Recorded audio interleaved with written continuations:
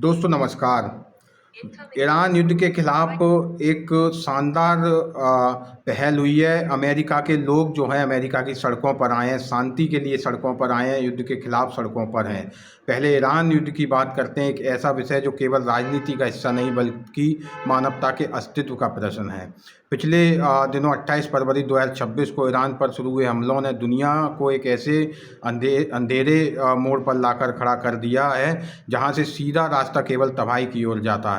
दोस्तों, ये बात सत्य है कि ईरान पर युद्ध के विनाशकारी वैश्विक आंकड़े आ रहे हैं। साथियों, युद्ध केवल सीमाओं पर नहीं लड़ा जाता, इसका दर्द हर आदमी की रसोई तक पहुंचता है। आर्थिक मंदी सामने आ रही है। युद्ध शुरू होने के मात्र एक महीने के भीतर वैश्विक स्तर पर कच्चे तेल की कीमतें 140 रुपये प्रति डॉलर बैरल के पार पहुंच गई हैं। अमेरिका सहित दुनिया भर में महंगाई दर में 4 से 6% का अचानक उछाल देखा गया है।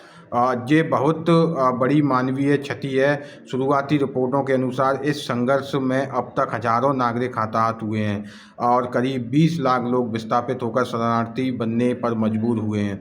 वैश्विक बाजार कमज़ोर हो रहा है।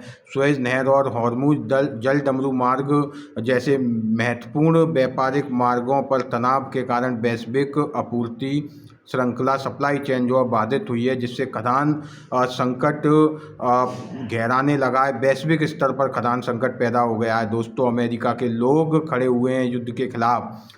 अमेरिका के अंदर ऐतिहासिक विरोध नो किंग्स आंदोलन चालू हुआ है। जब सत्ता के मद में चूर होकर फैसले लिए जाते हैं, जनता को सड़क पर उतरना पड़ता है। और जब डोनाल्ड ट्रंप ने मानवता के खिलाफ इजराइल के साथ मिलकर ईरान पर हमला किया, उसके बाद अमेरिका की जनता, अमेरिका के लोग उस समय युद्ध के खिलाफ सड़कों पर आ गए, अपनी सरकार के खिलाफ सड़कों पर आ गए। और पिछले दिनों अमेरिका के इतिहास में सबसे बड़ा जन आंदोलन देखा गया, जिसमें ऐतिहासिक भागीदारी देखी गई। अमेरिका के सभी 50 राज्यों में 3200 से अधिक स्थानों पर विरोध प्रदर्शन हुए। आयोजकों के अनुसार इसमें लगभग 90 लाख 9 मिलियन लोग शामिल हुए। ये संख्या वियतनाम युद्ध के समय हुए प्रदर्शनों से भी कहीं ज़्यादा है। और इन प्रदर्शनों का केंद्र जो है मिनेसोटा रहा। मिनेसोटा के सेंट पॉल शहर में 1 लाख से अधिक लोगों ने जमा होकर ये संदेश दिया कि लोकतंत्र में राजा नहीं बल्कि वहाँ की जनता सर्वोपरि होती है। नो किंग्स का नारा आज केवल एक स्लोगन नहीं बल्कि सत्ता के केंद्रीकरण के खिलाफ एक वैश्विक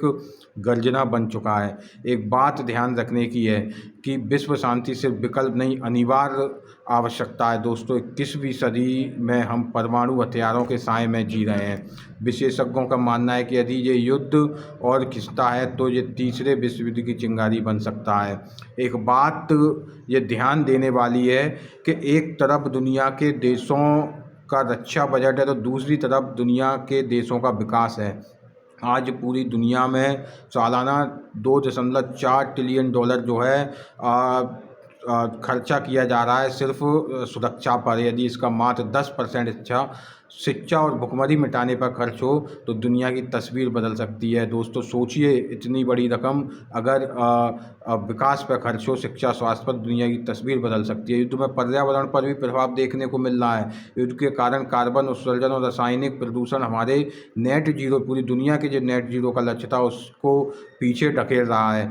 मैं यही उम्मीद लगाता हूँ कि बंदूक की नली से कभी समाधान नहीं निकलता। लंदन से लेकर सैन डियागो तक और पेरिस से लेकर रोम तक जो लोग सड़कों पर हैं, हमारे देश के सभी तमाम लोग सड़कों पर हैं। ईरान के समर्थन में, युद्ध के खिलाफ, मानवता के लिए आवाज़ उठा रहे हैं। हमें समझना होगा कि युद्ध किसी भी समस्या का अंत नहीं है बल्कि अनगिनत नई समस्याओं की शुरुआत है। हम सबको मिलकर एक ऐसी दुनिया की मांग करना चाहिए जहां बच्चे बमों के धमाकों से नहीं बल्कि स्कूल की घंटियों से जागें। और ये उम्मीद करते हैं कि पूरी दुनिया में शांति की जीत होगी। और जो लोग पूरी दुनिया में इस युद्ध के खिलाफ समर्थन में, मानवता के लिए समर्थन में, असल में वो किसी देश के खिलाफ नहीं है, वो दुनिया में शांति के समर्थक हैं और वो चाहते हैं कि इस दुनिया में शांति होना चाहिए।